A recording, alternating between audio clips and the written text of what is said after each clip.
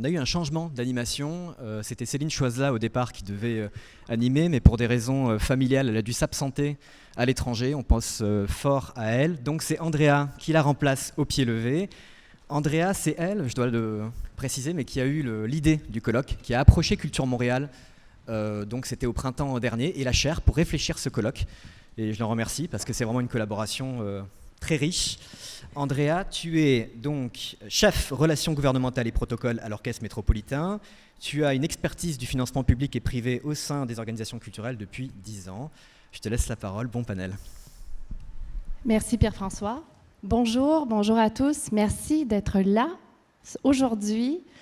C'est nouveau pour moi, donc merci. Merci à nos 3 invités d'être là, de partager leurs témoignages. Nous allons nous entretenir pendant environ 45 minutes et à la fin, nous aurons une période de questions du public. Alors, préparez vos questions pour nos invités. Le monde philanthropique parlera très probablement d'un avant et après pandémie. Comme l'indique l'état des lieux que vous avez tous reçu, les revenus privés des organismes culturels au Québec ont baissé, sauf pour les dons des particuliers. Ce qui est très intéressant, je fais des liens avec la présentation de Mme Reid. Toutes les organisations culturelles sont en forte concurrence avec les autres secteurs et ne captent que 5 % des dons des Québécois, qui sont eux-mêmes parmi les Canadiens qui donnent le moins. Donc, pour témoigner aujourd'hui, nous avons invité, c'est une expérience terrain, donc nous avons invité 3 panélistes issus de 3 organismes différents, 3 modèles de fonctionnement très différents, 3 communautés très différentes et chacun représente l'identité de cette communauté à sa façon. Morija Kitenge Banza, bonjour, artiste, directeur artistique de l'Atelier Circulaire. L'Atelier Circulaire fête cette année 40 ans. C'est un centre d'artistes voué à l'excellence en production, en recherche, en formation et en diffusion des arts imprimés. Bonjour. Bonjour. Madame Émilie Caillé, PDG à la Fondation du Musée national des beaux-arts du Québec. Elle évolue depuis plus de 10 ans dans le milieu des musées, notamment pour assurer leur financement. Avocate, muséologue, elle détient un MBA, elle est responsable de la fondation du musée. Bienvenue. Merci. Et dernièrement, Madame Véronique Rankin, directrice générale du Wapikoni Mobile, qu'on connaît tous. Véronique a plus de 20 ans d'expérience au sein d'organismes autochtones et elle dirige maintenant le Wapikoni, un studio de réalisation de courts-métrages et d'œuvres musicales autochtones.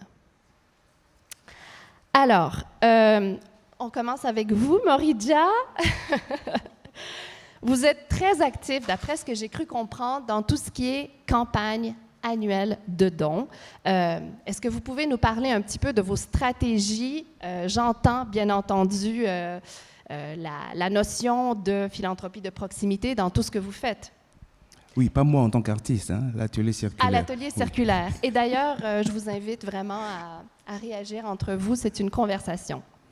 Oui, au fait, moi, je suis très content parce qu'en entendant Wendy Reid, je me suis dit on est dans le bon par rapport à la philanthropie de proximité. Peut-être qu'il nous reste à développer la philanthropie art à faire. Mais on est nouveau, en fait, on est une co-direction. Julie Bruno qui est à la direction administrative, qui est ici dans la salle d'ailleurs, et puis moi, je suis à la direction artistique. Et c'est vrai qu'à l'Atelier Circulaire, on a vraiment on a trouvé cette grande philosophie de la philanthropie de proximité. Et nous avons eu évidemment une campagne de dons annuelle, un peu comme tout le monde, et nous avons 2 événements bénéfices qui sont très importants, dont un événement qui aura lieu, d'ailleurs je vous invite en décembre, à partir du 14 décembre, qui est déjà ce témoignage de philanthropie de proximité, parce que c'est un événement qui s'appelle le 5 par 7. En fait, c'est les membres qui sont au cœur de l'événement. C'est les membres artistes qui sont, un peu moi je dis, le pont pour tout justement aider leur espace de production à continuer à exister. C'est-à-dire que les membres proposent une œuvre d'une taille de 5 par 7 tout justement, et ils le mettent à un prix abordable pour permettre aux personnes d'acquérir leur première œuvre. Donc tantôt on parlait au fait tout justement de pousser les gens à à aimer et à connaître l'art pour qu'ils puissent tout simplement devenir après des donateurs. Donc grâce à cet événement, les membres ont décidé de prendre une partie de l'argent en fait, de leur vente d'œuvres pour permettre à la télé circulaire de continuer à exister. Donc c'est un peu de cette façon-là qu'on recueille de l'argent. Le deuxième événement, c'est un événement multiple qui revient aux 2 ans parce que ça prend énormément de travail à réaliser, qui est un événement qui est un peu comme une résidence d'artistes parce que l'atelier offre de l'argent, en fait, c'est-à-dire qu'on investit nous-mêmes de l'argent pour aller chercher de l'argent. En fait, on offre de l'argent aux artistes qui vont venir produire des œuvres pendant quelques mois. Et à partir de ces œuvres, nous allons aller chercher des dons, en fait. Donc la vente va permettre de soutenir des résidences d'artistes au sein de la télé circulaire. Donc c'est un peu de cette façon qu'on fonctionne maintenant, mais les membres sont vraiment le cœur de notre, pour l'instant, de notre philosophie en fait, philanthropique, parce que les membres vont aller demander à leur famille, vont aller demander aux amis des amis, et ainsi de suite. Donc c'est eux qui ont soutenu d'ailleurs pendant la pandémie aussi les activités du centre, au-delà du fonds qu'on reçoit de la part des pouvoirs publics, mais les membres, je tiens vraiment à insister sur ça que sans nos membres, je pense que la télé circulaire ne serait pas là à ce moment, en fait. Parce que nous, on n'a pas seulement un espace de diffusion, c'est ça aussi la différence, nous avons un espace de production. C'est ça qui permet, au fait, tout simplement d'avoir cette volonté des membres de soutenir leur espace, premièrement parce que ça doit continuer à exister, au fait. Au-delà d'un espace de création artistique, c'est aussi un espace où on vient rencontrer d'autres personnes. C'est un espace où on vient parler de ses problèmes, on vient essayer d'apprendre des techniques artistiques. Donc ça devient, en fait, je soutiens mon espace parce que ça me permet de créer et de continuer à exister. Effectivement, c'est un élément de socialisation et on reconnaît cette structure circulaire pour faire le parallèle. Mais cette structure, justement, où les bénéficiaires du projet artistique s'impliquent de toutes les façons possibles. Et donc, comment est-ce que vous avez traversé plus spécifiquement la pandémie selon ce modèle et qu'est-ce que vous avez appris? La pandémie, je pense que ça a été difficile pour tout le monde. On en parlait avec Émilie un peu parce qu'on se connaît depuis longtemps avec Émilie. La pandémie, je pense que ça a été difficile pour tout le monde. Et encore une fois, j'ai beaucoup aimé la présentation de Wendy parce qu'elle a dit qu'il faut oser aller demander. En fait, ce qui s'est passé, nous avons osé aller dire à nos membres, on a besoin de vous. Parce que notre atelier a été fermé, un peu comme tous les espaces de production ou de diffusion, on a été fermé pendant très longtemps. Et comme je le disais, notre espace, en tant qu'espace de production, c'est un espace aussi social. Donc ça a été fermé pendant très longtemps, donc les membres n'ont pas eu accès à un espace pour produire. Ils n'ont pas eu aussi un espace pour rencontrer, discuter et parler avec les autres. Et avec toute la question des finances publiques, avec la pandémie, on se disait, mais est-ce qu'on aura l'occasion d'avoir un peu plus d'argent? Donc on a osé aller voir nos membres en leur disant, on a besoin de vous pour tout simplement soutenir l'espace, pour pouvoir nous permettre, après la pandémie, parce qu'on était sûr qu'il y aura une fin de la pandémie, évidemment, donc après la pandémie, de continuer à exister avant d'avoir l'aide des pouvoirs publics. Et d'ailleurs, on a été étonnés parce qu'on a eu plus de dons pendant la pandémie. Donc les membres ont vraiment joué un rôle, aussi pas seulement les membres, mais aussi les amis de la télé circulaire. Et puis les amis des arts imprimés, ceux qui viennent voir les expositions, ceux qui sont présents à chaque activité.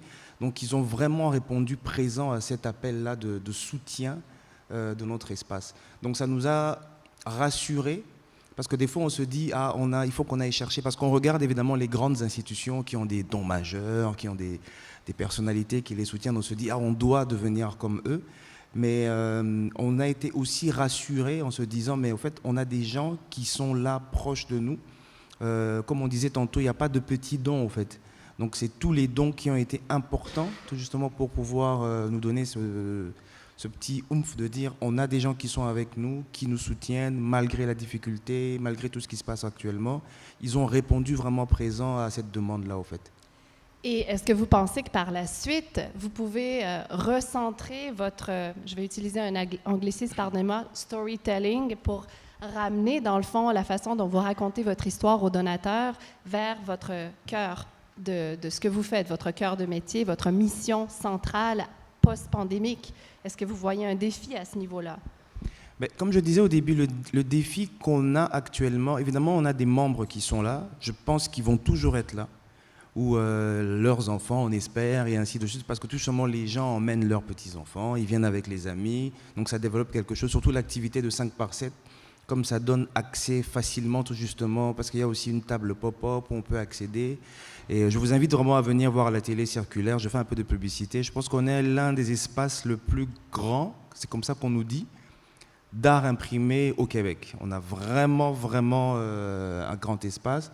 Et au-delà de ça aussi, peut-être qu'on en parlera plus tard, en art visuel, l'art imprimé a un tout petit espace parce qu'il y a l'art visuel. Après, il y a tous les secteurs d'art visuel aussi. Et nous, je pense que la pandémie, avec tout ce qui se passe, on a compris que notre philanthropie de proximité, elle est là, au fait. Elle est présente. Et on doit, encore une fois, je suis très content de la présentation de tantôt parce qu'on parle des données. On a notre collègue Sony qui travaille pas seulement pour la philanthropie. Ça aussi, ça pose la question tout simplement des ressources que nous devons avoir en tant que petit organisme, en tant que centre d'artistes auto-géré. Je pense qu'il y a d'autres centres peut-être qui ont plus de ressources, qui ont une personne qui est vraiment axée sur la philanthropie. Mais nous, en tant que nouvelle direction, nous sommes aussi dans la philosophie de ce que nous devons mettre en place tout justement pour aller chercher plus. Et il y a tout ce travail-là que ma collègue Sony a fait auparavant sur la question de la philanthropie de proximité qui évidemment a confirmé encore. Mais on aimerait tout simplement aller développer aussi une philanthropie art et affaires qui vient aussi tout simplement avec les gens qu'on connaît encore une fois. Donc on va encore aller faire appel aux gens qu'on connaît. Moi, en tant qu'artiste, je fais venir des fois des collectionneurs pour leur parler du travail de la télé circulaire. Évidemment, on commence toujours par des proches, des personnes qu'on connaît, qui se disent et puis qui comprennent aussi ce qu'on fait, notre mission. Et là, dans ce que nous sommes en train de vouloir développer, c'est beaucoup les résidences d'artistes, parce que comme je dis, on a vraiment un espace de production très intéressant. Et donc l'idée, c'est de dire comment est-ce qu'on peut donner accès avec des moyens aussi importants, parce que pour l'instant, les moyens qu'on donne aux artistes, ce n'est pas assez, mais on peut seulement donner ce qu'on a, au fait. Donc l'idée, c'est de voir comment est-ce qu'on peut aller chercher plus de moyens pour soutenir la production artistique et qui va nous permettre de soutenir la relève, au fait, des arts imprimés. Et en même temps, aller chercher aussi des moyens. Ça, je pense que c'est la piqûre que j'ai eue au Musée des Beaux-Arts, comme j'ai travaillé là-bas.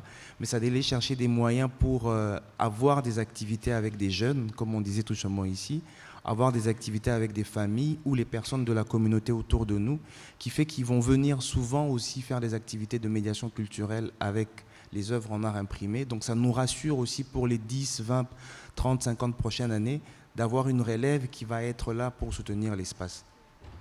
Absolument. Est-ce que dans ce modèle, il y a une place aussi pour les dons majeurs? Mais en fait, j'ai envie de dire que nous avons des dons. Pour notre niveau, ils sont majeurs. Très certainement. Ben oui, c'est. En fait, pour notre niveau, le don représente différentes choses. Exactement. Ben oui. Pour notre niveau, je pense qu'on a des dons majeurs. On a un couple qui était ami au cofondateur, qui nous aide depuis un certain temps à financer deux résidences d'artistes, dont une par l'intermédiaire avec l'UQAM, parce qu'ils ont créé un fonds, donc des étudiants de l'UQAM à la fin en art imprimé peuvent venir faire une résidence. Et puis là, nous avons aussi, grâce à eux, une résidence d'artistes pour la relève. Donc pour nous, pour la petitesse de notre organisme, c'est un don majeur. Mais si je regarde Émilie, qui est au Musée des Beaux-Arts du Québec, qui a des dons de 15-20 millions. Évidemment, je me dis, si on pouvait... c'est comme ça que je ne veux pas négliger les dons qu'on a, au fait. Donc j'insiste encore en disant, je considère que pour nous, le don par rapport à notre taille du donateur que nous avons, c'est un don majeur. Mais après, l'idée d'aller chercher d'autres donateurs majeurs, pas forcément d'avoir 10 millions, mais ça, c'est une réflexion que moi j'ai en me disant, mais si le donateur qui va voir Émilie, c'est pas que je veux pas que tu aies de l'argent, Émilie, hein, mais si le donateur qui va voir Émilie, qui se dit, j'ai 20 millions à donner à Émilie, qui se dit, tiens, Émilie, je vais te donner 15 millions, au lieu de te donner 20, et dans les 5 millions qui restent, je vais le partager au centre d'artistes autogérés. pour moi, je trouverais que ça serait intéressant. Ça, c'est moi.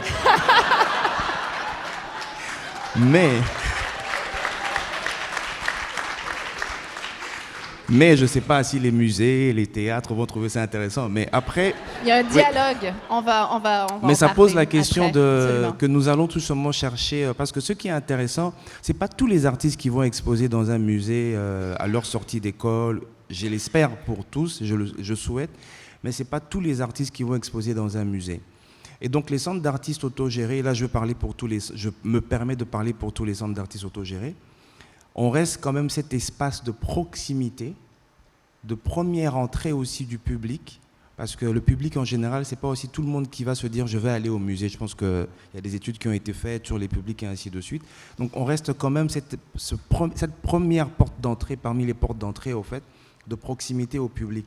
Donc si les donateurs de ce monde majeur, de ce monde que nous avons au Canada, au Québec, soutenaient aussi des petits espaces comme les nôtres, ça permet d'assurer une continuité, au fait, une professionnalisation aussi des artistes qui passent par... Parce que les musées, les conservateurs viennent aussi voir des artistes qui sont dans les centres d'artistes pour aller faire leur programmation. Donc, et c'est comme ça que le travail que nous faisons actuellement à la télé circulaire, c'est d'aller tout simplement essayer d'aller piquer un peu les donateurs majeurs des milliers en leur disant « Nous, on a juste besoin peut-être de 100 000, pas de 15 millions. » Donc, est-ce que c'est possible de se partager les fameux 15 ou 20 millions, en fait? Donc, on est très content et je remercie, je ne veux pas citer son nom, mais on remercie beaucoup notre donateur majeur à la télé circulaire. Mais on aimerait en avoir d'autres. Si on peut en avoir, ça permettrait tout justement de donner aux artistes cette possibilité de produire dans des bonnes conditions et de développer d'autres programmes qui vont favoriser la relève, en fait. Absolument. Merci beaucoup, Moridja. Émilie, je me tourne vers vous. Je suis prête. Donc, vous êtes à la tête de la fondation du Musée des Beaux-Arts de Québec, qui est une jeune fondation qui fête qui est une jeune fondation au sein d'un musée qui fête ses 100 ans. Vous avez mis pendant la pandémie en place votre première campagne annuelle. Quelle a été la réponse des donateurs?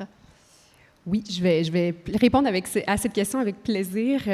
La première chose que je veux dire, c'est vous remercier pour l'invitation, puis de voir tous ces gens réunis pour la culture philanthropique. Je trouve qu'on ne parle pas assez de philanthropie au Québec et c'est fantastique de vous voir tous aujourd'hui. Et merci, Andrea, pour l'animation du panel.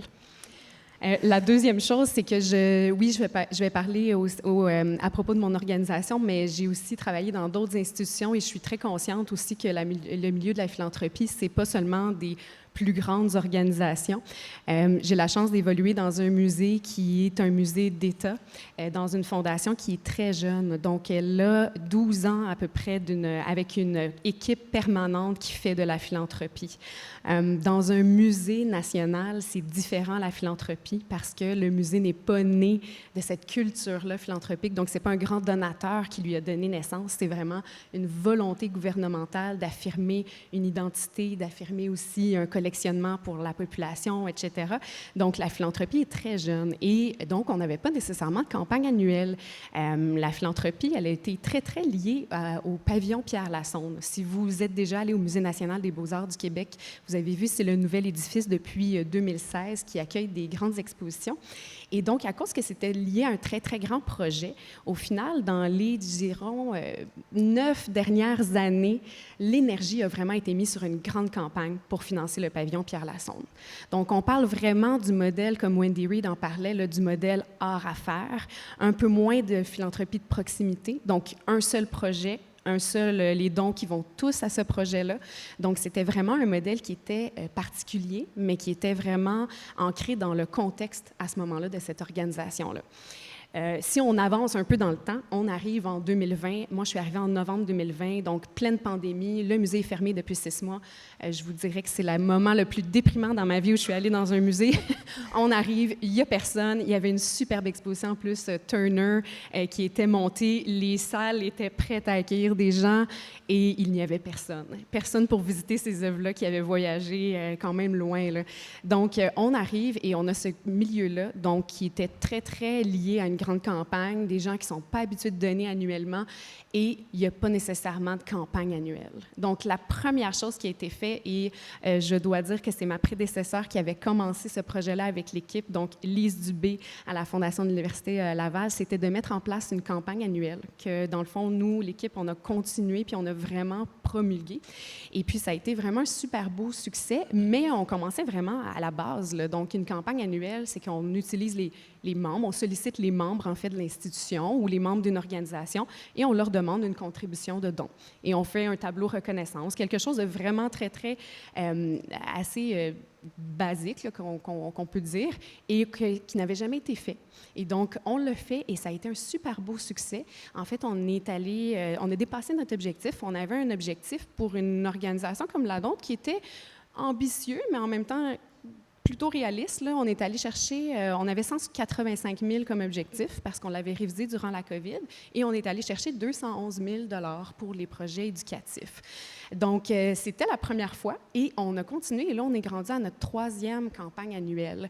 Mais c'est vraiment, vous savez, en philanthropie, moi, j'aime beaucoup parler de quelque chose que je vous révèle aujourd'hui, les piliers philanthropiques. C'est comme ça que j'explique à mon CA qu'est-ce que c'est que la philanthropie. Le premier pilier, ce sont les dons annuels. Dans les dons annuels, je mets aussi toutes les activités de financement, bénéfices, etc., parce que ce n'est pas récurrent. Si on ne sollicite pas annuellement, ces dons-là ne rentrent pas. Si on ne fait pas une activité annuelle pour que les gens achètent leurs billets, ça ne fonctionne pas non plus. Donc ça, c'est les dons annuels. Le deuxième pilier, c'est les dons majeurs. C'est là où est-ce qu'on va chercher pour des grands projets, des immeubles, des plus grands projets à grand déploiement qui demandent un peu plus de sous. Et à la fin, on a notre 3e pilier qui est souvent le grand oublié dans nos organisations. Quand on commence aussi en philanthropie, ça demande plus d'expertise, c'est les dons planifiés. Donc, dons testamentaires, dons par assurance vie, etc., qui sont un petit peu plus spécialisés. Donc, c'est toujours un peu difficile d'aller les chercher. Mais ces 3 piliers-là doivent être en relation les uns avec les autres. Et ce qu'on avait, c'était vraiment un modèle. Le 2e pilier était très présent et le 1er et dernier pilier était plutôt absent dans notre modèle philanthropique. Donc, c'était vraiment des opportunités à les saisir pour nous. Merci. C'est effectivement très intéressant et très utile de l'avoir décortiqué et présenté de cette façon très simple, en fait, à comprendre pour tout le monde. Effectivement, et là, vous entamez les démarches aussi vers une autre grande campagne. Donc, vous êtes parti vers une autre aventure. Absolument. Et comme je rappelle souvent à notre CA, c'est de ne pas oublier le premier pilier, les dons annuels, et le dernier pilier qui est, le 3e pilier, en fait, les dons planifiés, parce que sinon, on va se retrouver exactement dans le même contexte dans lequel il y avait énormément à bâtir. Et puis, au final, la pandémie, on l'a vécu, on en a vécu énormément, le contre-coup, etc., parce que ce 2e pilier était la seule chose qui ramenait finalement des sous à la Fondation pour les projets. Et je fais le lien avec l'expérience de Morija aussi. La réponse des donateurs à cet appel public, c'est un peu, vous avez testé l'engagement de votre communauté, exact. Il était là, vous avez dépassé votre objectif. Exactement. Une dernière question peut-être. Oui. On parle de l'augmentation de la concurrence entre les organismes culturels. La concurrence est de plus en plus vive avec les autres secteurs de l'éducation, de la santé, bien entendu. Comment est-ce que vous arrivez à vous positionner à la Fondation pour faire face à cette réalité dans votre contexte? Oui, puis ça, c'est quelque chose que, autant notre organisation que toutes les organisations culturelles, en fait, c'est un défi auquel on fait face. Déjà, la culture, bien souvent, les premières causes qui vont être soutenues en philanthropie, c'est la santé, l'éducation, le milieu communautaire, puis les arts et la culture viennent souvent dans les 5e intentions, etc. Donc, il y a vraiment une éducation à faire par rapport à ça. Je pense que c'est très contextuel. On est une jeune société au Québec dans laquelle, justement, avec toute notre histoire, le catéchisme, etc., on avait énormément, on a encore beaucoup à apprendre de quelle est notre identité, comment on l'encourage, quelle est la place aussi de cette philanthropie-là vraiment liée aux arts. Et puis, au final, il y a énormément à bâtir par rapport à ça. Et si je peux mentionner, en fait, c'est qu'il y a des défis et autant pour nous, ben, c'est d'aller vers ceux qui nous aiment déjà. Veux pas ceux qui viennent nous voir, donc ceux qui viennent in situ au musée, ceux qui sont membres du musée. Et c'est eux qu'il faut convaincre de donner en premier. Absolument. Parce que les autres, on réussira pas nécessairement.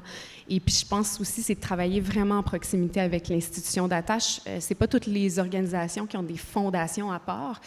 Nous, c'est notre modèle dans lequel on évolue. Et donc, ça nous demande de travailler vraiment étroitement avec le musée pour être sûr de faire connaître la mission philanthropique, les projets, les faire rayonner, mais vraiment auprès des gens qui viennent déjà puis qui nous aiment déjà. Absolument. Merci, Émilie. Ça fait plaisir. Véronique, à votre tour, le Wapikoni est un studio ambulant de formation, création audiovisuelle et musicale également, consacré aux jeunes autochtones, une plateforme, une vitrine extraordinaire pour les cultures autochtones qu'on a tous, si vous avez déjà assisté aux projections, c'est extraordinaire. Qu'est-ce qu'on y apprend? Parce que c'est une fenêtre directe vers des communautés très éloignées de notre réalité. Je pose une question, en fait, tout simplement sur, évidemment, l'étude qui accompagne ce colloque mentionne que les dons des particuliers sont toujours là, l'engagement des particuliers s'est maintenu, il faut continuer à y travailler. Est-ce que vous pouvez nous parler un petit peu de vos efforts dans ce sens-là? Au cours de la dernière année, j'ai pu comprendre qu'il y a eu une augmentation au niveau des dons privés. Oui, absolument. Je dirais que pendant la pandémie, on a eu la chance là, d'avoir une campagne de dons, de sollicitation de dons individuels qui a porté fruit. On était déjà quand même pas mal actifs à ce niveau-là. Pendant la pandémie, on a eu Gabriel Nadeau-Dubois qui s'est joint comme ambassadeur pour nous d'une campagne qui a vraiment aidé le Wapikoni Mobile à ramasser plus de fonds.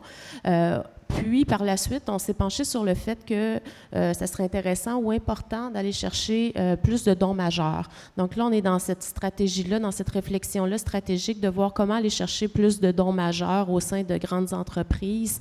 On est dans un contexte autochtone, on travaille dans un contexte autochtone et on est dans un contexte un peu particulier. Tout à l'heure, j'écoutais la présentation, puis j'ai lu aussi le document, le rapport qui a été produit. Puis, ça m'apporte beaucoup de réflexion parce que dans le milieu autochtone, certains leviers qui ont été présentés ne peuvent pas s'appliquer, comme par exemple le levier de la fiscalité. Donc, oui, on est très conscient qu'on a beaucoup d'efforts à mettre de l'avant pour aller chercher davantage de dons, mais ma plus grande préoccupation en tant qu'organisme autochtone, c'est comment solliciter les communautés avec qui on travaille, les gens avec qui on fait des collaborations, on fait de la création, les participants, comment les solliciter si les leviers ne sont pas adéquats. Fait que ça, c'est un enjeu important dans lequel on baigne en tant qu'organisme autochtone qui dessert des communautés autochtones, puis qui fait de la création, qui crée du patrimoine autochtone également.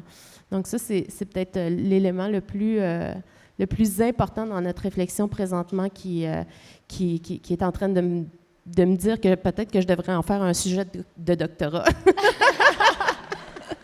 Je pense que vous avez amplement de quoi faire, effectivement. Donc, justement, ma prochaine question, c'est de quelle façon l'engagement avec les communautés autochtones où vous travaillez se manifeste-t-il? Il peut ne pas être de nature, je veux dire, l'engagement philanthropique est de toutes sortes, donc pas forcément monétaire. Et je fais également le lien avec la notion, une notion importante qu'a mentionnée Wendy Reed dans la reconnaissance territoriale. Elle a parlé de la notion de réciprocité. Est-ce que vous pouvez nous en dire un petit peu sur cette notion-là en lien justement avec le contact que vous avez localement un peu partout dans les communautés? Oui. En fait, la beauté dans le milieu autochtone, c'est que la culture n'est pas un élément externe à l'individu. La culture fait partie du quotidien. On fabrique des raquettes parce qu'on en a besoin au quotidien pour pouvoir marcher. On ne les fabrique pas pour pouvoir les exposer. Donc, notre quotidien est empreint de culture, est empreint d'art. Moi, j'aime dire que les Autochtones, on est des artistes à la naissance. Puis on est des porteurs culturels et passeurs culturels dès le moment où on est, parce qu'on doit apprendre plusieurs éléments qui font partie, dans le fond, de notre manière de penser, qui font partie de notre manière de vivre. Et quand on regarde les pièces autochtones qu'on voit dans les musées, on voit déjà sur, par exemple, les vêtements, l'intérêt de l'esthétisme était déjà bien présent. On arrivait à décorer des morceaux de vêtements avec presque rien. Donc, l'esthétisme, l'art et la culture fait partie intégrante du monde autochtone. Et ça devient facile de solliciter les gens à contribuer dans des événements culturels. Par exemple, quand on voit un powwow traditionnel dans les communautés, les powwows existent parce que les gens sont bénévoles pour l'organiser, parce que les gens y contribuent et parce qu'à l'entrée, on demande une contribution volontaire financière aux gens pour que ça puisse exister. Puis ça se fait de manière naturelle. Il n'y a pas besoin de mettre énormément d'efforts. Ça s'organise comme ça, puis c'est comme ça, c'est la vie. Donc, quand vient le temps pour, par exemple, une organisation comme le Wapikoni Mobile, de demander du soutien dans la communauté quand on arrive avec notre roulotte, nous, on débarque pendant 1 mois dans une communauté, puis il peut y arriver qu'on ait besoin d'aide des gens de la communauté. On voit l'intérêt des gens de nous soutenir est réel et direct, puis c'est fait avec cœur. Donc ça, c'est vraiment des actes spontanés. Ça fait partie, je dirais, là, de notre manière d'être, de notre manière de donner. Puis, c'est sûr que ce n'est pas de la philanthropie dans la définition concrète de la philanthropie, mais de recevoir de cette manière-là dans les communautés. Je pense que le Wapikoni Mobile n'existerait pas si on n'aurait pas cet apport-là des gens qui nous soutiennent localement quand on fait des projections. Il nous arrive toutes sortes d'aventures quand on débarque dans une communauté.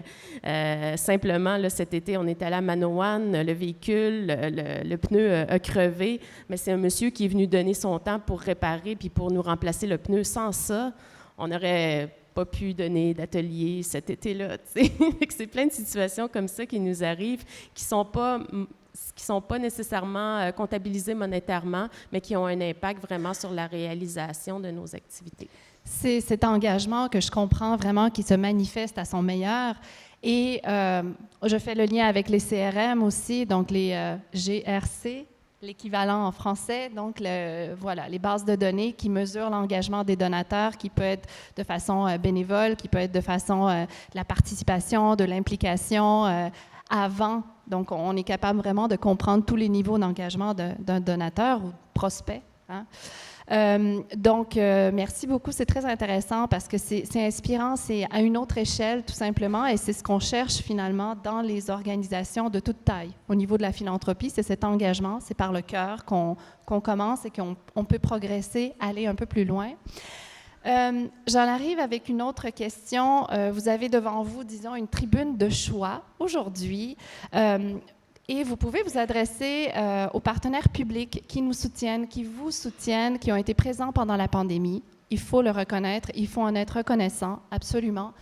Comment est-ce que les gouvernements pourraient aujourd'hui nous aider à renforcer la culture philanthropique au sein de nos organisations pour qu'on continue de rattraper le retard et qu'on en arrive là où on veut aller, accomplir tout ce qu'on veut accomplir? Moridja, peut-être? Comme toi, je veux dire merci aux partenaires publics parce qu'ils nous soutiennent avec tout ce qui se passe. Parce que le monde est global, hein, on vit au Québec, certes, mais ça dépend de beaucoup de choses aussi dans le monde. Mais après avoir dit ça, moi j'ai passé ma semaine à regarder les budgets 2022-23 du gouvernement. Et c'est pas facile à lire déjà, hein, mais j'ai quand même passé le temps à le lire. Et je me rends compte que malgré le soutien, et je comprends encore qu'il y a des difficultés, ça je comprends, je ne dis pas qu'ils ne font pas d'efforts, mais si on se dit qu'on est...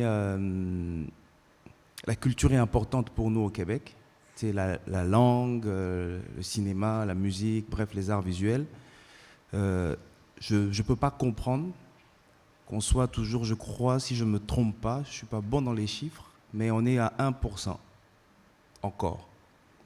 C'est ce que j'ai vu et j'ai compris, moi, des chiffres que j'ai regardés. Peut-être que j'ai mal regardé, j'ai mal compris. Donc je pense que ce n'est pas normal. Mais ça, c'est mon avis. Mais je pense qu'on pourrait encore faire un peu plus d'incitation. Tantôt, je parlais il y a des incitations qui sont déjà faites, mais je pense que ces incitations profitent plus. Désolé, Émilie, hein, je connais toi. Ça profite plus à une institution comme à celle d'Émilie qu'à notre institution, en fait. Est-ce qu'il y aurait une façon de réfléchir des incitations selon la taille des organismes, en fait? Et je reviens encore avec mon exemple des fameux 15 millions ou des 20 millions.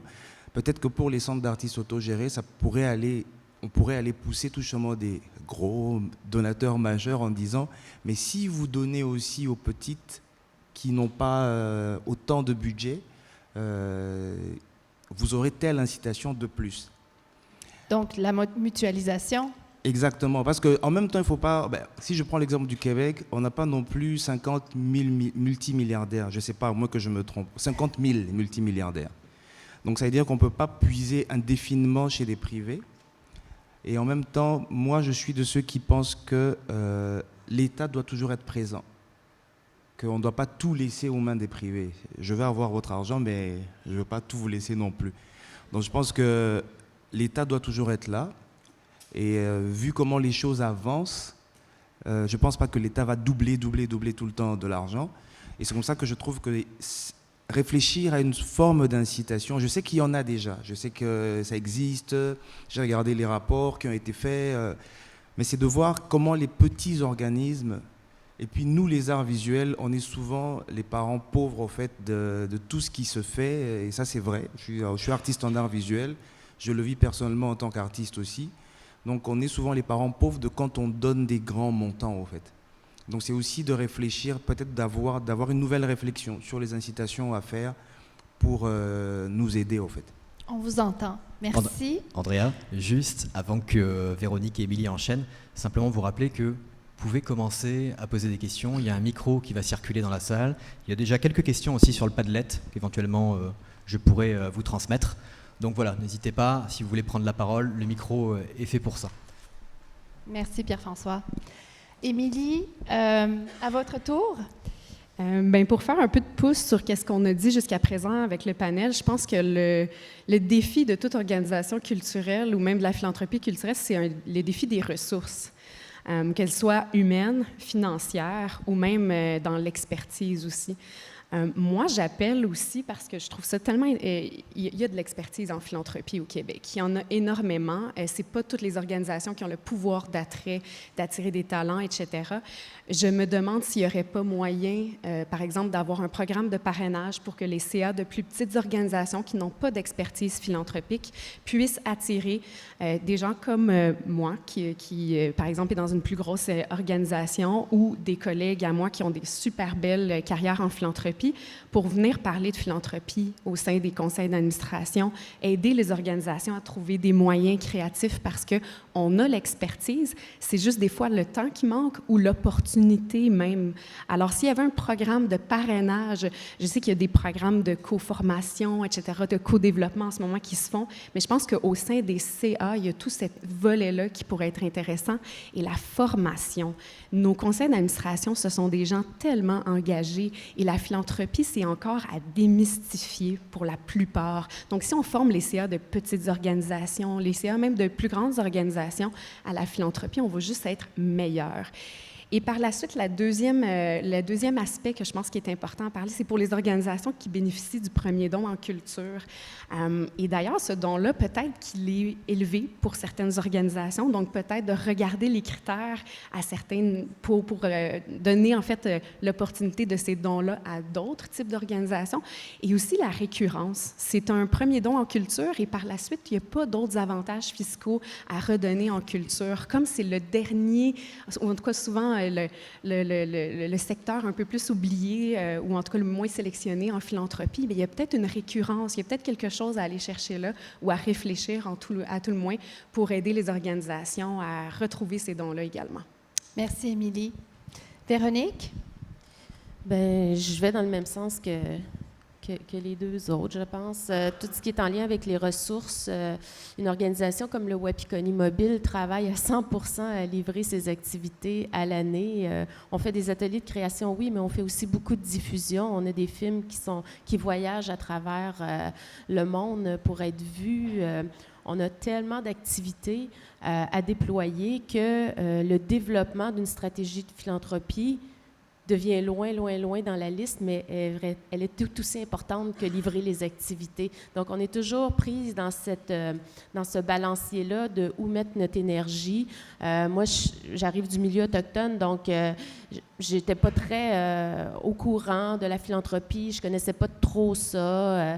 Donc, moi, personnellement, j'ai décidé de m'inscrire dans un certificat en gestion philanthropique parce que j'étais formée en gestion publique et en gestion point. Et je me suis rendu compte que c'était très important pour un OBNL de bien comprendre cet aspect-là. Par contre, là où je suis présentement dans mon développement personnel et dans le développement de mon organisation, c'est de voir comment maintenant je peux outiller mon équipe à comprendre et à s'impliquer en philanthropie, à prendre cet esprit-là philanthropique à travers nos activités et aussi comment on peut se structurer sans que ce soit moi tout seul dans un bureau qui essaie de réfléchir à ça. C'est quoi la structure à mettre en place? Mais tout ça, ça demande des ressources, ça demande du temps, ça demande de l'expertise que des organisations comme la nôtre n'ont pas. Donc, si j'aurais un message à passer à des organismes publics, c'est de nous soutenir dans cette structuration-là pour des petites organisations qui ont des grands défis, qui ne peuvent pas se concentrer plus de 10 à 15 % de leur temps à organiser toute cette structure-là et qui a besoin, dans le fond, d'un soutien supplémentaire. Nous, on n'est pas financé au fonctionnement, par exemple, par le CAC. Tu sais, genre, je lisais l'État, puis je disais, nous, on n'est pas là-dedans. Donc, on a beaucoup de financement par projet. Ça demande de livrer des activités. Donc, des réalités comme ça dans les organisations culturelles, je pense que le WAPI, on n'est pas les seuls à avoir un portefeuille et une structure de financement diversifiée. Puis, une reddition de compte qui est quand même assez importante. Et donc, c'est ça, c'est vraiment d'apporter un réel soutien à cet aspect-là, avec des fonds dédiés, avec des initiatives qui sont vraiment dédiées à ça, plutôt que notre énergie soit déployée à travers nos activités, puis qu'on en laisse un petit peu pour cet aspect-là qui est si important. Pour moi, je le vois concrètement, l'impact que ça peut avoir sur notre structure de financement, d'y accorder du temps, mais on n'a pas le temps d'y accorder du temps, puis on n'a pas la capacité et les ressources formées pour le faire non plus. Donc ça, c'est vraiment un enjeu majeur, je pense. Puis je reviens sur la double difficulté qu'on a dans le milieu autochtone.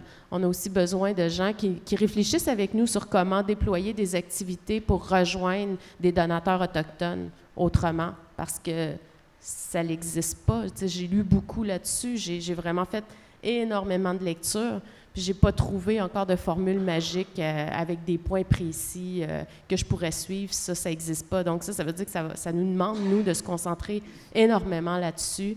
Et c'est pour ça, tout à l'heure, je disais, en réfléchissant, en commençant à réfléchir là-dessus, j'ai ouvert une boîte de Pandore qui devient un sujet de doctorat, parce qu'à chaque fois, ça apporte juste des questions où il n'y a aucune réponse. Merci, Véronique. Nous avons quelques minutes pour prendre des questions du public. Oui, monsieur? Kwekwe.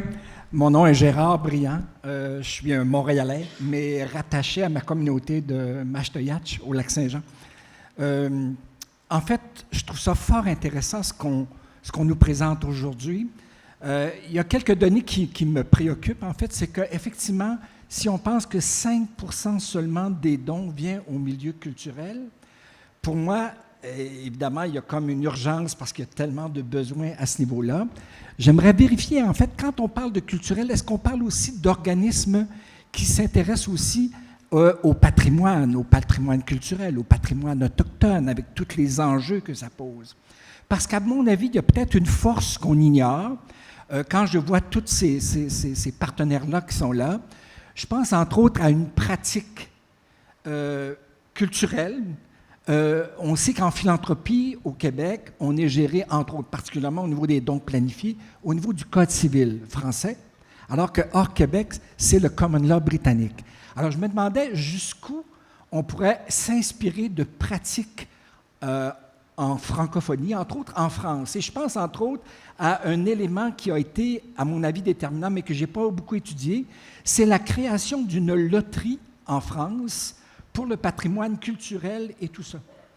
Et je n'ai pas fait d'analyse très, très pointue, mais je sais que quand il y a eu l'incendie de l'église Notre-Dame à Paris, bien, en fait, cette loterie-là a pu aider en partie, mais on le sait qu'à l'intérieur de 24 heures, étant donné l'urgence, ils ont récolté, je pense, plus de 2 milliards de dollars juste pour la reconstruction. Alors là, ils doivent récupérer un peu les promesses qui ont été faites et tout ça. Alors moi, je veux vérifier, est-ce que notre pouvoir en termes d'organisme culturel et de patrimoine pourrait être une étape, je pense que c'est Mme Reid qui parlait d'étape, pour pouvoir, entre autres, au Québec particulièrement, regarder comment on pourrait avoir du financement de proximité, parce que la loterie pourrait être une étape de proximité, etc. Voilà. Donc, merci beaucoup. Vous évoquez donc le modèle français, l'exemple de la loterie, justement, pour sauver le patrimoine français qui a bien fonctionné. Est-ce que la question, c'est est-ce qu'on pourrait aujourd'hui avoir quelque chose de semblable au Québec? Le message est lancé, est entendu. Merci beaucoup. Il faudrait évaluer ce modèle dans notre contexte actuel québécois. Est-ce que nous avons une autre question?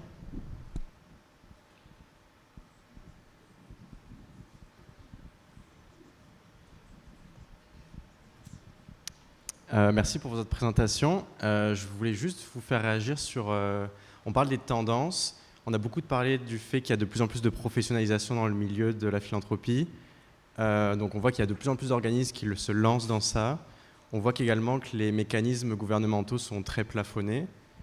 Donc il y a quand même une mise en tension, c'est-à-dire entre vous, parce que même si on dit qu'il faut promouvoir la philanthropie au sein de votre organisme, souvent c'est les mêmes personnes en fait qui vont dans chacun des organismes. C'est quand même une classe créative qui se retrouve dans les mêmes organismes culturels. Donc comment vous vivez cette concurrence entre vous qui existe et comment est-ce que vous faites pour vous en sortir quelque part? Merci. Alors, Jules, on a parlé, si je résume bien, c'est Jules, c'est bien ça? Donc, si je résume ta question, c'est comment est-ce possible de faire une place à cette classe, justement, de travailleurs culturels au sein des organisations?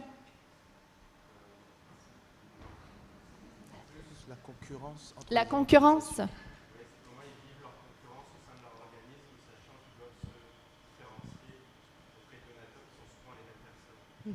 OK, parfait. Émilie? Bien, c'est une excellente question. J'ai travaillé au Musée des Beaux-Arts de Montréal avant de travailler au Musée national. Fait que c'est sûr que j'en ai vu des donateurs qui donnaient aux deux organisations également. Puis en plus, on ne parle pas des autres organisations comme les universités, les hôpitaux, etc. Puis souvent, en plus, il y a les mêmes donateurs. Bien, nous, à la Fondation, on a décidé de faire des partenariats, entre autres. Depuis 3 ans maintenant, on fait la soirée d'été dans Charlevoix avec le musée de Charlevoix. C'est une petite organisation. Ils sont autant de gens qui travaillent pour le musée que nous, à la Fondation. Et on fait un événement bénéfice dont on se partage les profits à 50-50, puis on investit autant d'heures l'une et l'autre des organisations.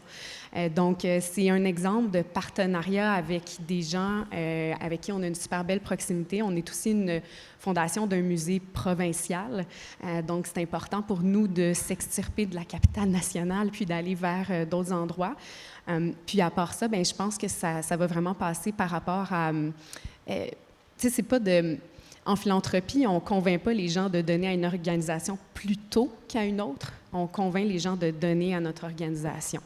Et souvent, moi, je remercie les donateurs que je reçois dans le bureau ou même que la Fondation, on rencontre avec l'équipe, de donner en culture.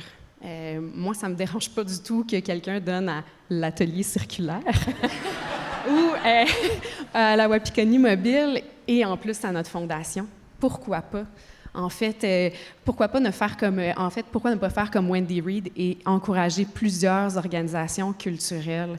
Et c'est sûr qu'il y a un enjeu au niveau du portefeuille. À un moment donné, il y a une limite à ce que la personne peut donner, mais c'est à elle à choisir aussi. Hein. Les donateurs choisissent où ils donnent parce qu'ils ont des valeurs, parce qu'ils aiment certains projets, etc. Donc, c'est vraiment là, je pense qu'on peut se distinguer, mais de le voir vraiment comme on encourage les gens à donner à plusieurs endroits.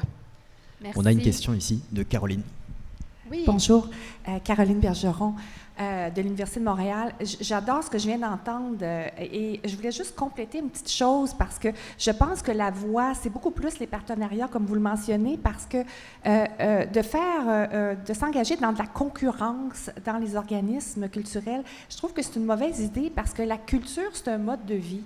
Hein? Puis quand on va au théâtre, on va voir plusieurs compagnies théâtrales, on aime ça. Quand on va au musée, on va voir plusieurs musées. Donc, on consomme ce mode de vie-là. Donc, je pense que votre approche est beaucoup plus porteuse et puis qu'on n'a pas du tout avantage à se cannibaliser entre nous. Donc, j'appuie fortement. Juste pour ajouter, moi, je ne parle jamais de concurrence dans la philanthropie. C'est un mauvais mot. Aux États-Unis, où le milieu culturel est largement soutenu par la philanthropie, Giving USA, qui est une documentation de la philanthropie partout aux États-Unis depuis les années 40, parle du fait que ça démontre que la philanthropie a grandi énormément chaque année. Donc, plus qu'on demande, plus que ça croître. La philanthropie va développer. Avec une culture philanthropique, ça va développer encore de plus en plus. Donc, les arts, aux États-Unis, oui, ils reçoivent 5% comme ici. Ce n'est pas si crise de ça, là, mais ça croît à cause du fait qu'on demande. Et ça a évolué. Donc, Caroline, tu as raison, et Emily, tu as raison. Partenariat, mais aussi développement individuel avec vos donateurs potentiels dans vos communautés. Merci, on a une autre question. Oui, tu as le micro. Parfait, vas-y. Bonjour, je suis vraiment très contente qu'on puisse parler de philanthropie aujourd'hui. Moi, je suis directrice générale de l'École des métiers du cuir à Montréal, donc le Centre des métiers du cuir à Montréal. On est 8 écoles-ateliers affiliées au Cégep du Vieux-Montréal. Et je sais que la philanthropie est quelque chose d'intéressant. On est toujours sous-financé, même en métier d'art, donc évidemment, et dans le milieu de l'éducation. Et j'ai développé tranquillement, pas vite, cette idée-là de philanthropie de proximité. Et présentement, je suis vraiment dans une étape où je vais vraiment rencontrer ou téléphoner directement à la personne. Et j'ai pas beaucoup le temps de faire ça. Mais ça donne vraiment des excellents résultats. Quand on a la chance de parler directement avec la personne, d'aller voir les personnes dans les entreprises, parce que moi, ma philanthropie de proximité, c'est vraiment avec mes fournisseurs, avec mes clients qui viennent chercher des services chez nous parce qu'on a de l'équipement, de la machinerie, etc. Bref, je ne vais pas passer 10 minutes là-dessus. Mais bref, je suis allée voir, par exemple, des entreprises qui engagent nos finissants, par exemple. Je suis allée voir des gens qui utilisent nos services, notre machinerie. Ça coûte une fortune pour la machinerie. Et à chaque fois que je vais les rencontrer, je vais vraiment, selon la perspective, selon l'utilisation qu'ils font de notre centre. S'ils viennent chercher des finissants, généralement, je vais aller vers les finissants. S'ils viennent pour des services, je vais aller vers l'entretien de la machinerie. Ça coûte cher, seriez-vous prêt, etc., blablabla, pouvez-vous nous donner une donation? Bref, ma question est la suivante. Je veux simplement savoir comment on fait pour avoir une approche personnalisée dans une philanthropie de proximité, sans parler directement avec la personne, mettons par un courriel ou quelque chose d'automatisé. Comment on peut arriver à faire ça? C'est-à-dire, ça pourrait nous permettre de sauver un peu de temps aussi, parce qu'on n'a pas toujours le temps d'appeler et d'aller voir les gens directement chez eux. Mais comment comme par exemple avec M. Kitenge Banza, vous avez parlé, quand vous avez dit « on a besoin d'aide », comment s'est passée justement cette campagne-là? C'est ça que j'aimerais savoir aujourd'hui. Merci. Merci. Et ça sera la dernière question, malheureusement, parce que le temps file. C'est noté. Alors, je pourrais dire que je sors de la philanthropie. Quand on veut être ami avec quelqu'un, on n'envoie pas des courriels automatisés. On passe des appels, on va manger ensemble, on discute. Et moi, j'ai appris des choses un peu par la philanthropie aussi grâce à Émilie, parce que je venais passer du temps dans son bureau, au musée. Donc, à l'époque, je ne travaillais même pas à la télé circulaire. Mais je pense que c'est aussi une question de relation, en fait, humaine, simplement, avant de demander d'abord de l'argent. Parce que moi, les gens qui viennent me demander de l'argent sans être mes amis, je ne leur donne pas d'argent.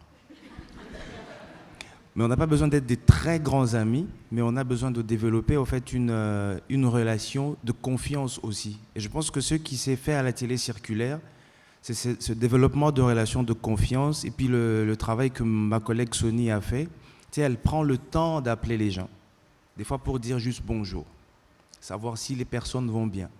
Elle ne le fait pas en disant, bon, je vais appeler aujourd'hui pour dire bonjour, dans 2 jours, je vais appeler pour dire bonsoir, et puis dans 4 jours, non. Mais elle prend le temps de... En fait, on crée une proximité avec les gens d'abord amicale, et petit à petit, les gens vont s'intéresser aussi.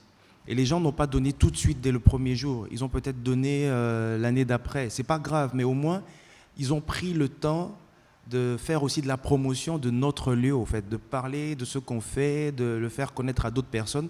Peut-être que cette personne ne va pas donner, mais la personne à qui elle va parler va donner, au fait. C'est aussi, je pense qu'il n'y a pas de formule de dire il faut faire un courriel automatisé qui va aller toutes les semaines. Mais c'est vrai qu'on n'a pas tous le temps, mais si on ne prend pas le temps, on ne crée pas de relation, en fait. C'est comme ça que je suis sorti un peu de la philanthropie en disant c'est juste une question humaine de savoir comment est-ce que vous créez les relations avec les gens. Et pour nous, à la télé circulaire, c'est comme ça que j'ai insisté sur les membres, parce que c'est cette relation qu'ils vivent avec l'espace, qu'ils partagent à leurs proches.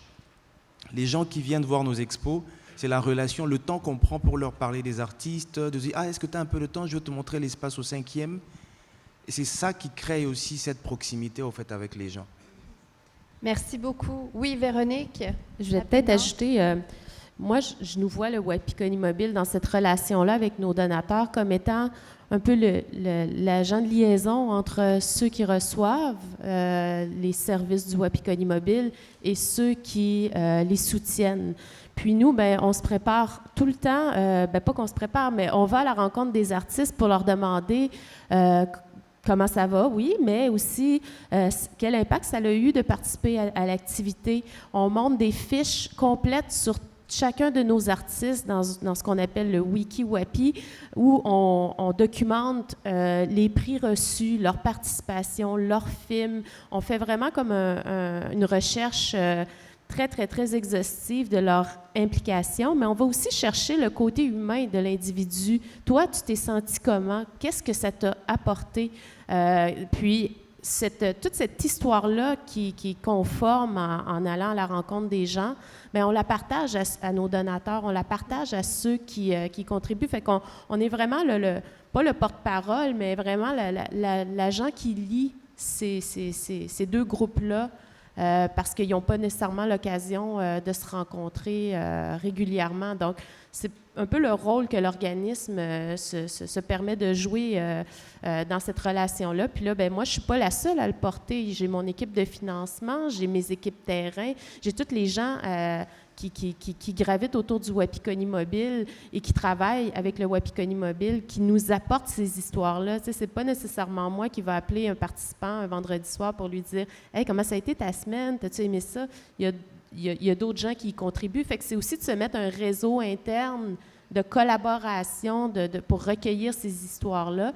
Puis nous, en même temps, ça nous fait tellement du bien de connaître ces histoires-là, parce qu'une journée où on est fatigué puis ça va moins bien, puis que quelqu'un me dit « Hey, j'ai parlé avec telle personne, puis il m'a raconté ça », c'est la paye. C'est ce qui fait que le lendemain matin, j'ai le goût de me relever pour continuer, là.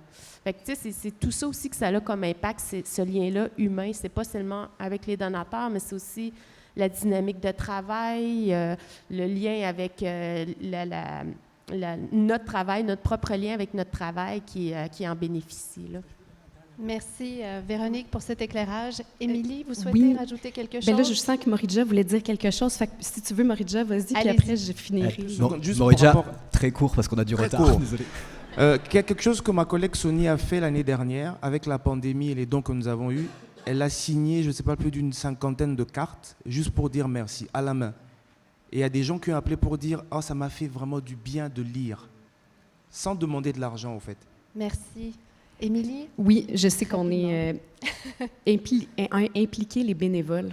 Quand on n'est pas capable nous-mêmes de faire le travail, on s'entoure de personnes qui croient en l'organisation, qui vont pouvoir faire des appels pour nous, qui vont pouvoir parler de la mission. Les bénévoles sont vraiment importants et les premiers, c'est le conseil d'administration. Merci beaucoup, Émilie. Andrea, Merci à nos 3 participants. Un dernier petit commentaire de Wendy pour le plaisir. Oui, allons-y. Juste pour parler de conversation, en effet, moi, je suis un donateur parce que j'ai une conversation avec chacun des directeurs artistiques où j'assiste à leur production. Donc, j'ai donné un 5 000 au théâtre d'aujourd'hui parce que j'étais un abonné et j'ai eu une conversation artistique avec Sylvain Bélanger pendant 7-8 ans. Je n'ai jamais parlé directement avec Sylvain, mais c'était une conversation quand même. Alors, un courriel de théâtre d'aujourd'hui pour Mardi Je Donne ou des trentaines d'autres courriels que j'ai reçus pour Mardi Je Donne, ça m'a fait très chaud au cœur parce que je savais d'où venait chacun de ces courriels parce que j'avais déjà une relation directe avec cette organisation. Donc, parler toujours au téléphone, ce n'est pas nécessaire, toujours. Mais, comme vous avez dit, avoir des conversations dans la salle où on est, dans les expositions, et tout ça. Là. Donc, voilà. Merci beaucoup. Merci Andrea, Moridja, Véronique, Émilie pour ces échanges très intéressants.